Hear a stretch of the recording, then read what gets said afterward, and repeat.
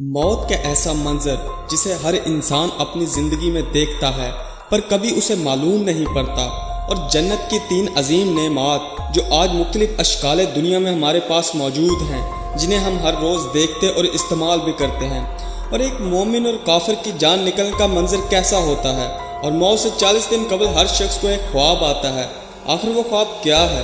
اور اگر خدا نہ خواستہ کسی انسان کو وہ خواب آ جائے تو سمجھ جائیں کہ وہ شخص فقط چند دنوں کا مہمان رہ جاتا ہے۔ تو معزز ناظرین، اگر آپ ان سب سوالات کے جوابات نہیں جانتے تو آج کی زیر نظر ویڈیو ہے آپ کے لیے۔ تو السلام علیکم دوستو، آپ دیکھ رہے ہیں انفارمیٹو قرآن۔ ایک محاورہ جو زبان زد عام بولا جاتا ہے کہ زندگی موت کی امانت ہے، اور موت اپنے اندر ایسی اٹل حقیقت رکھتی ہے جو روز روشن کے مانند سچ کا منبع ہے۔ اور سرکار رسالت مآب کے بعد زمین و آسمان کے تمام رشتے آپس میں منقطع ہو گئے، لیکن اللہ تعالیٰ نے اپنے اور انسانوں کے بیچ الہام کے لیے خواب کو ذریعہ بنا دیا، اور اسی خواب کے ذریعے اکثر انسان کو مستقبل کی خبریں دی جاتی ہیں۔ ٹھیک اسی طرح موت سے 40 دن قبل انسان کو ایک خواب آتا ہے جس کو دیکھنے کے فوراً 40 دن بعد حضرت انسان کی موت واقع ہو جاتی ہے۔ تو واقعہ کچھ یوں ہے کہ ایک شخص حضرت علی کی خدمت میں حاضر ہوا اور دست ادب کو جوڑ کر عرض کرنے لگا، حضور میرا ایک دوست تھا جو مر چکا ہے، لیکن وہ مرنے سے پہلے ایسی باتیں کیا کرتا تھا کہ جیسے اسے معلوم ہو کہ وہ مر جائے گا۔ تو کیا قدرت نے موت سے قبل اس کو خبر دے دی تھی؟ اس کا یہ کہنا تھا کہ حضرت علی فرمانے لگے، اے شخص، اللہ نے ہر انسان کے لیے عالم ملکوت، عالم بیاہ اور عالم ارواح میں ملک الرویا رکھا، جو انسان کو اپنے آنے والے مستقبل کے متعلق آگاہ کرتا ہے۔ اللہ رب العزت اپنے بندوں سے محبت کرتے ہیں، اور موت جس کو انسان نے ایک بری اور خوفناک چیز خیال کر لیا ہے، حقیقت میں تو وہ فقط ایک دنیا سے دوسری دنیا میں جانے کا نام ہے۔ اور اللہ بھی انسان کی موت سے 40 روز قبل اس کو خواب کے ذریعے آگاہ کر دیتے ہیں تاکہ وہ تیار رہے۔ جس طرح سے ایک انسان کو معلوم پڑ جائے کہ وہ کسی سفر پر جا رہا ہے تو اس سے پہلے ہی وہ ڈھیر ساری تیاریاں کر لیتا ہے اور توشہ سفر اکٹھا کر لیتا ہے۔ بھئی نہیں، انسان کو جب یہ معلوم پڑتا ہے تو اس کا من پاکیزہ ہو جاتا ہے، اور وہ قرب الہی کے لیے طرف اٹھتا ہے اور اپنے رب سے لو لگانے لگتا ہے، اپنے گناہوں کی معافی مانگتا ہے اور عالم برزخ کے لیے توشہ اکٹھا کرنا شروع کر دیتا ہے۔ اس طرح اس کی ابدی زندگی آسان ہو جاتی ہے۔ بعد از گفتگو اس شخص نے دست ادب کو جوڑا اور عرض کرنے لگا کہ حضور والا، آخر وہ خواب ہے کیا؟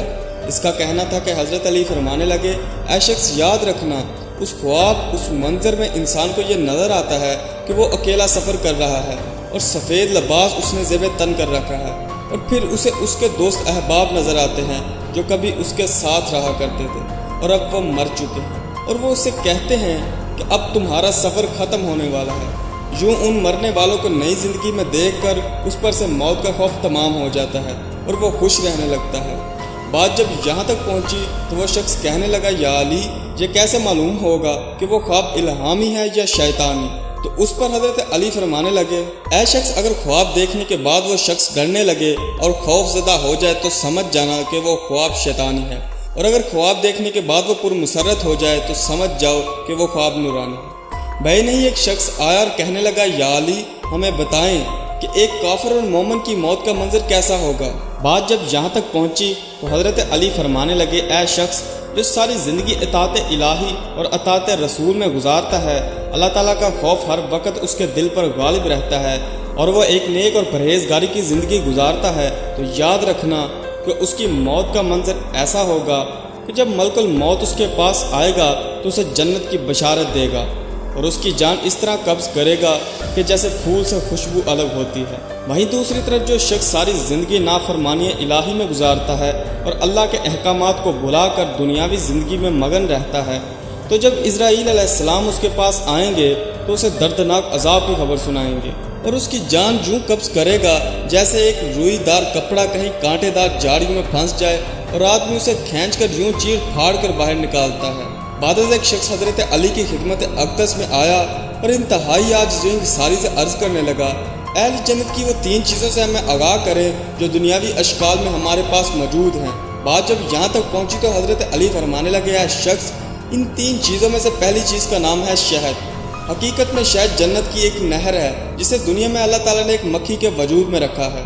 ان میں سے دوسری چیز ہے دودھ، یہ بھی جنت کی ایک نہر ہے جسے دنیا میں اللہ رب الکریم نے گائے کے وجود میں رکھا۔ اور تیسری چیز ہے شکم مادر، جس طرح جنت میں انسان سب کچھ کھائے پیے گا لیکن فضلہ نہیں کرے گا، بہن شکم مادر میں بھی بچہ سب کچھ کھاتا ہے لیکن فضلہ نہیں کرتا۔ پھر ایک شخص نے حضرت علی علیہ السلام سے ایسا سوال کیا جسے سن کر آپ کی عقل برتہ حیرت میں گم ہو جائے گی۔ کیا دنیا میں موت کا کوئی منظر ہے جسے ہم اپنی آنکھوں سے دیکھتے ہیں؟ بات جب یہاں پہنچی تو حضرت علی فرمانے لگے، اے شخص، جب انسان شکم مادر سے باہر آتا ہے تو وہ چیختا اور روتا ہے جس طرح کہ وہ اس دنیا کو چھوڑنے سے قبل گریہ ازاری کرتا ہے، کیونکہ شکم مادر میں اسے ہر چیز مہیا ہو رہی ہوتی ہے اور وہ بہت خوش ہوتا ہے۔ لیکن جب اسے اس دنیا میں لایا جاتا ہے جو کہ شکم مادر سے کہیں بہتر ہے تو وہ فغا کرنے لگتا ہے، لیکن اس دنیا میں آنے کے بعد اس دنیا سے جانے کا انکار کرتا ہے، جبکہ اگلی زندگی اس سے بھی بہتر ہے۔ بس یہی زندگی میں موت کی حقیقت ہے۔ تو یہ تھی ہماری آج کی چھوٹی سی علمی کوشش۔ ویڈیو اچھی لگے تو اس کو لائک اور شیئر کریں اور ساتھ ہی چینل کو لازمی سے سبسکرائب کریں۔ ہم ملیں گے اسی طرح کی ایک اور انفارمیٹیو ویڈیو کے ساتھ، تب تک کے لیے اپنا بہت سارا خیال رکھیے گا۔